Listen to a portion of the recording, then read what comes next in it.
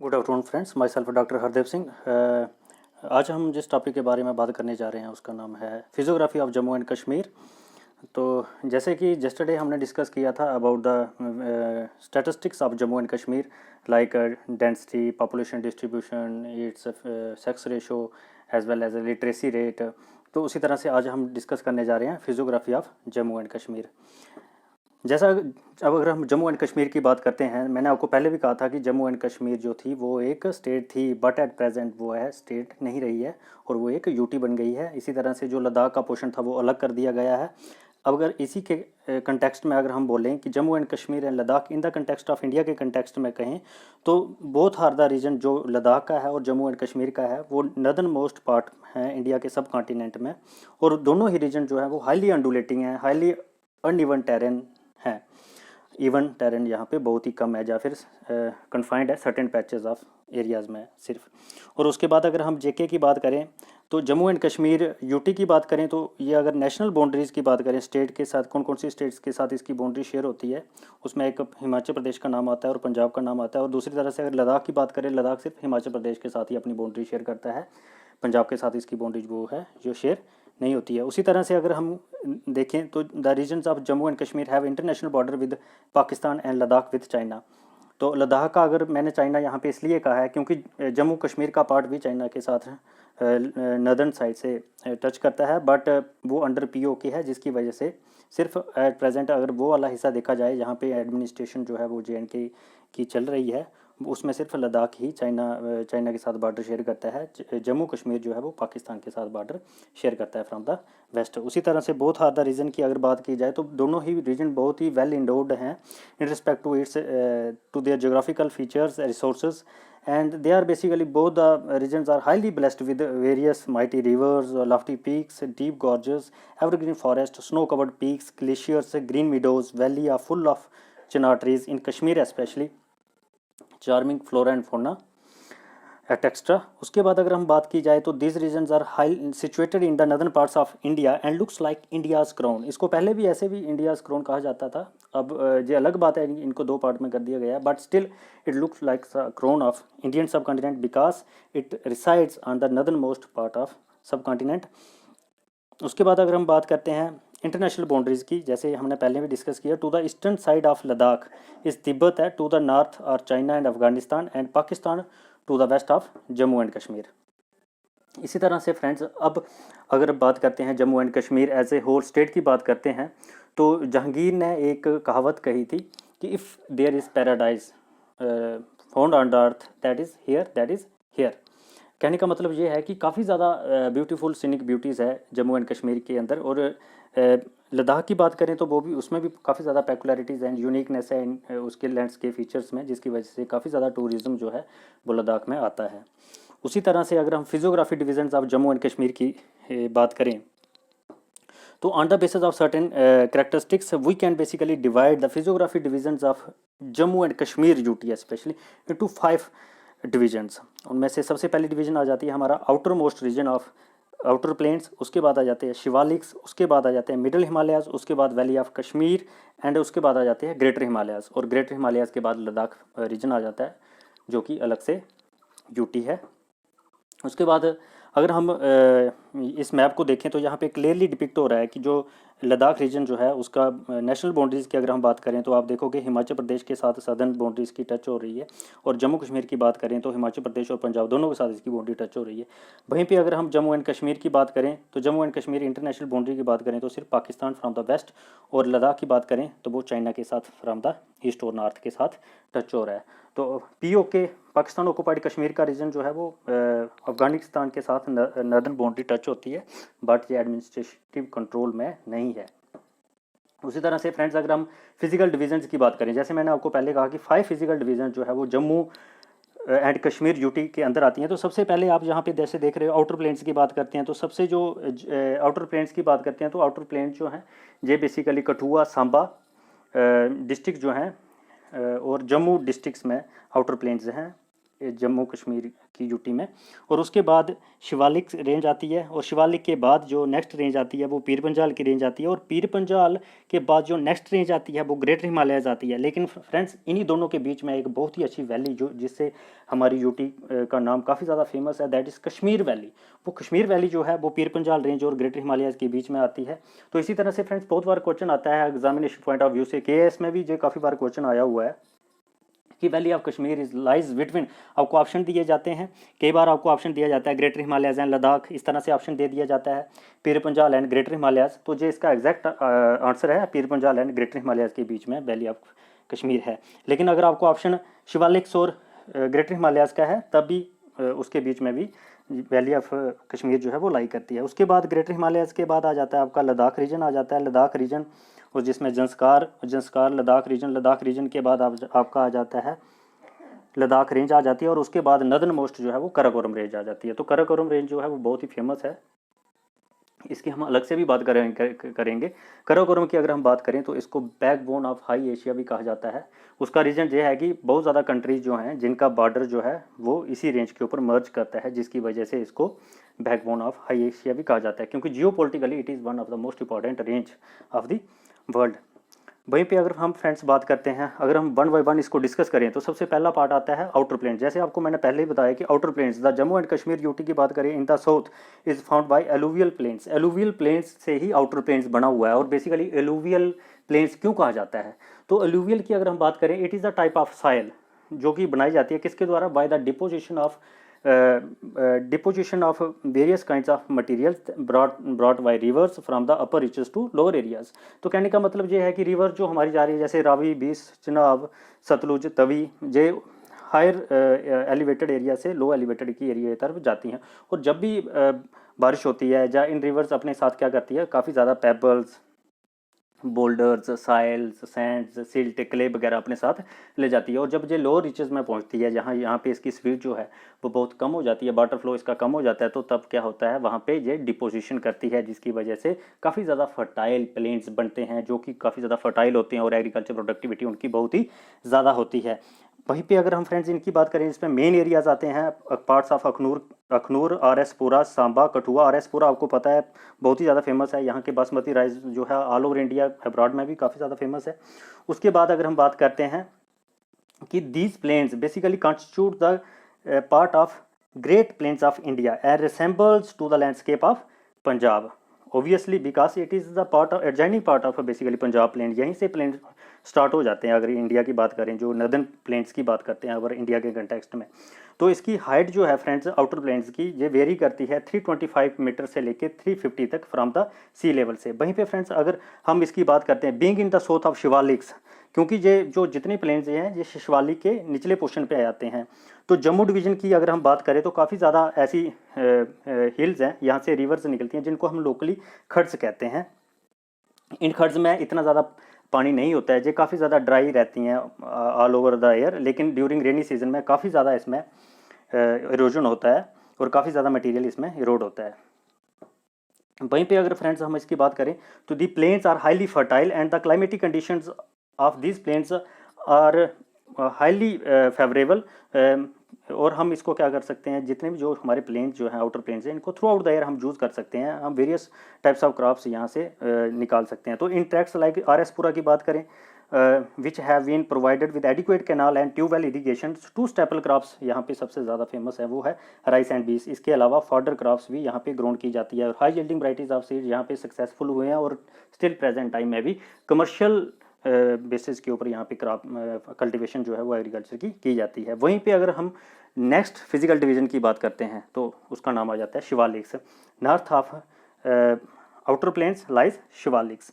तो शिवालिक्स की अगर हम बात करते हैं तो they are the youngest mountains of subcontinent of India for a distance of about 200 kilometers between Ravi and Jhelum river stretch. The width of the Shivaliks is about 20 to 50 kilometers and height between 600 to 1200 meters above the sea level in the UT of Jammu and Kashmir. वहीं पे friends अगर हम इसकी slopes की बात करें, the slopes of Shivaliks facing the outer plains की जो इसकी स्लोप है टूवर्ड्स द साउथ की अगर बात करें तो वो जेंटल है, और डेसिडुअस फॉरेस्ट जो है वो एवरग्रीन बुशेस और न्यूमरस श्रब्स वहाँ पे पाई जाती हैं। वहीं पे अगर हम इसकी नदर्न स्लोप्स की बात करें तो काफ़ी ज़्यादा थिन फॉरेस्ट कवर है उसके ऊपर। टू द अगर हम इसी शिवालिक्स रेंज की बात करें तो यहाँ पे बहुत ही दो अच्छे डेस्टिनेशन भी हैं हमारे जम्मू कश्मीर यूटी में। एक मानसर है, दूसरा सुरीसर लेक है, at an elevation of about 600 meters पे है। तो अंडुलेटिंग स्लोप्स जो है बिटवीन रावी एंड चनाब के बीच में उसको कंडी एरिया भी कहा जाता है। शिवालिक ही एक रीजन है इन सभी डिवीजन के अंदर जिसमें कंडी एरियाज का नाम बहुत ज़्यादा प्रोमिनेंट है। और basically Kandi areas are those areas which are basically associated with the scarcity of water. और अगर हम जम्मू जो कश्मीर यूटी की बात करें तो सबसे ज़्यादा पोरली एग्रीकल्चरली डेवलप्ड और इकोनॉमिकली वीक यही एरिया है। इसका रीज़न ये है कि यहाँ पे स्कार्सिटी ऑफ वाटर बहुत ज़्यादा है, एग्रीकल्चर इतनी ज़्यादा डेवलप नहीं है। सब एग्रीकल्चर अगर कहीं पे होती भी है तो टोटली डिपेंडेंट जो है वो रेन के ऊपर है। अभी जैसा हम देख रहे हैं कि प्रेजेंट सिनेरियो में एरेटिक नेचर ऑफ रेनफॉल है, हम इसको गैम्बलिंग ऑफ मानसून भी कई बार कहते हैं, क्योंकि हम इसी के ऊपर डिपेंड करते हैं हमारी जो भी क्रॉप्स होती हैं, खारिफ हो या फिर राबी हो, क्योंकि हमारे पास रिसोर्सेस नहीं है, अवेलेबिलिटी ऑफ इरिगेशन फैसिलिटी नहीं है, जिसकी वजह से हम टोटली रेन के ऊपर डिपेंड हैं। तो मेनली पीपल क्या करते हैं इस पर्टिकुलर एरियाज़ में, वो कैटल रेयरिंग का काम करते हैं और मिक्स्ड क्रॉपिंग सिस्टम का काम करते हैं, क्योंकि मिक्स्ड क्रॉपिंग सिस्टम जो है it is one of the most important features of those areas which are poorly developed in respect to agriculture. The region of the UT characterized with the poor level of subsistence agriculture यहाँ पे की जाती है। Commercial level पे जैसे आपको मैंने पहले बताया नहीं कर सकते, क्योंकि पानी ही नहीं है। अगर हमारे पास पानी नहीं है तो हम high yielding varieties of seeds use नहीं कर सकते, हमारे पास फर्टाइल लैंड नहीं होगी तो हम इतने ज़्यादा अच्छे तरीके से वहाँ पे प्रोडक्टिविटी नहीं ला सकते। वहीं पे अगर हम इसी के बीच में एक बात करें तो एक बहुत ही अच्छा फिजिकल फीचर्स आता है यहाँ पे लॉन्गिट्यूडनल वैलीज़ का, जिसको हम डून्स भी कहते हैं। तो इंपॉर्टेंट लॉन्गिट्यूडनल वैलीज़ जो हैं इस यूटी की बसोली है, रामकोट है, दंसाल है, उधमपुर है, कोटली है एंड सुंदरबनी है। This fertile valleys have the highest concentration of population. वहीं पे अगर हम नेक्स्ट फिजिकल डिवीजन की बात करते हैं तो हमारे पास मिडिल हिमालयाज, जिसको हम लेसर हिमालयाज भी कहते हैं, इसको पहाड़ भी कहा जाता है जम्मू डिवीजन के अंदर। और sprawl between Ravi river in the east and Poonch in the west and towards north west की अगर बात करें तो बियॉन्ड मुजफ्फराबाद तक इसकी एक्सटेंशन है। दी हाइट ऑफ मिडिल हिमालयाज की जो वेरी करती है वो 1820 मीटर से लेकर 2240 मीटर तक करती है, having width of about 60 kilometres in the eastern part of Jammu division. तो this region is also famous. क्यों फेमस है? क्योंकि पीर पंजाल रेंज इन्हीं मिडिल हिमालयाज में आती है।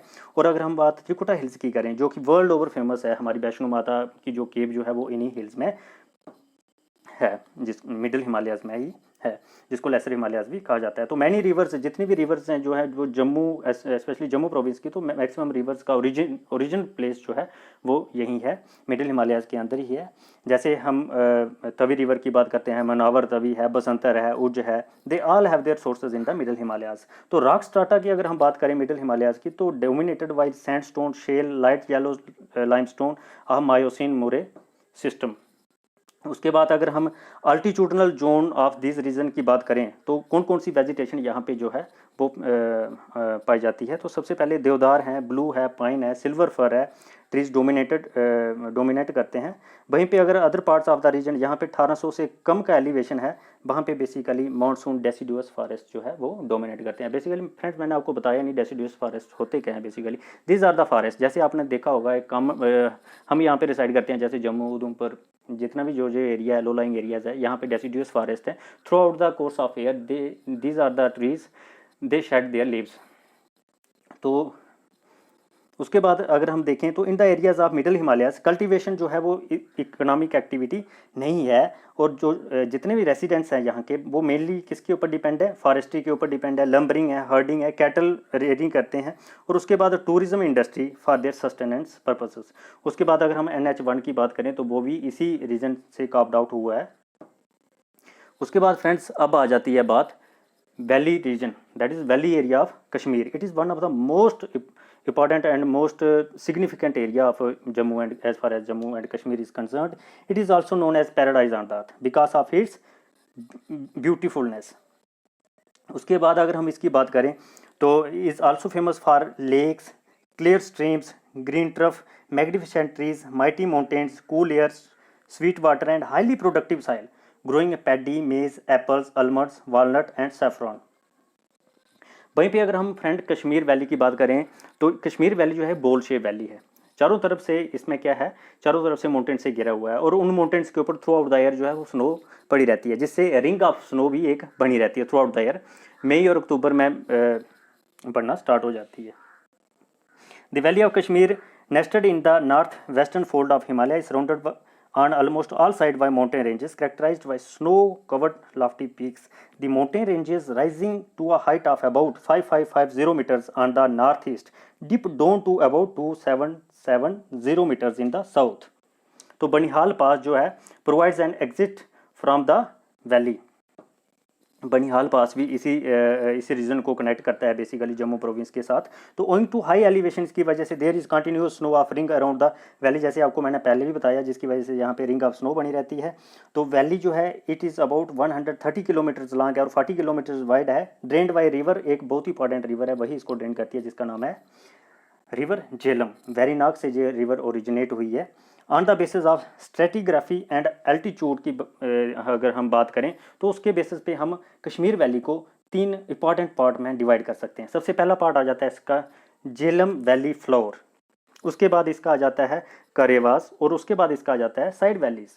तो सबसे पहले अगर हम बात करते हैं झेलम वैली फ्लोर, तो this lies between Anantnag and Baramulla. तो झेलम वैली फ्लोर की अगर हम बात करें तो इसमें काफ़ी ज़्यादा थिकनेस है, एलुवियम डिपॉजिट है, जिसकी वजह से यहाँ पे बहुत ही ज़्यादा फर्टाइल साइल है और कल्टीवेशन ऑफ राइस जो है यहाँ पे कॉमन है, जिसकी वजह से इसको राइस बोल ऑफ कश्मीर भी कहा जाता है झेलम वैली फ्लोर को। Because of abundance of fertile land and water, maximum economic activities and population of the valley region residing here.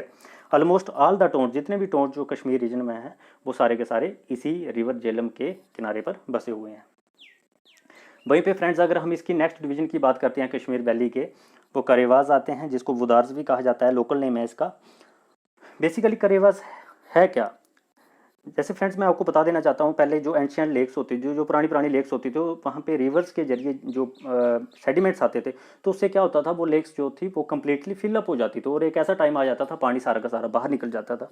तो जो रिमेनिंग पार्ट रह जाता था उन्हीं प्लेन्स को करेवास कहा जाता है। Flat of the undulating surface mounts on the side of Jhelum flood plains. अगर हम इनकी बात करें तो Karewas are on both sides of Jhelum but are more pronounced on the left bank of the river. Karewas की अगर हम बात करें, हंदवाड़ा सोंगम में भी करेवास हैं, आइसोलेटेड ट्रैक्स में मिलते हैं। This Karewas have deep underground water table and owing to undulating terrain they are not adequately irrigated. यहाँ पे इरीगेशन इतनी अच्छी नहीं है, लेकिन यहाँ पे इरीगेशन है, वहाँ पे पैडी वगैरह की कल्टीवेशन की जाती है और यहाँ पे पैडी वगैरह की कल्टीवेशन नहीं होती है। जैसे हायर रिचेज वाले जो एरियाज़ हैं, अंडुलेटिंग टेरेन है, वहाँ पे क्या होता है, वहाँ पे मेज़ वगैरह कल्टीवेट की जाती है और वहीं पे जहाँ पे फ्लैट टॉप्ड और लेवल लैंड है, वहाँ पे saffron, oats, wheat, mustard and rape seed की कल्टीवेशन की जाती है। सैफरान यहाँ पे पेरिनियल कल्टीवेट किया जाता है, जिससे काफ़ी ज़्यादा अच्छे रिटर्न मिलते हैं।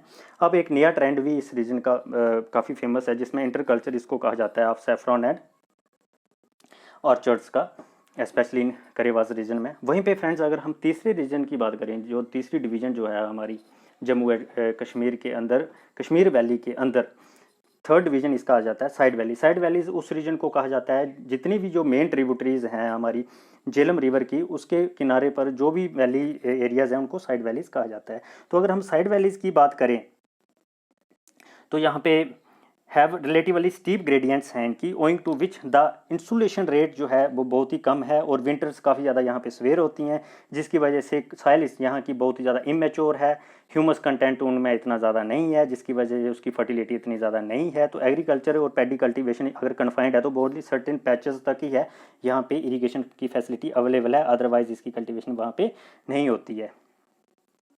तो वहीं पे अगर हम फ्रेंड्स बात करते हैं लास्ट वन डिवीजन जो है हमारी ग्रेटर हिमालयाज़ की, तो greater Himalayas lie to the north of Kashmir division and north east of Jammu division.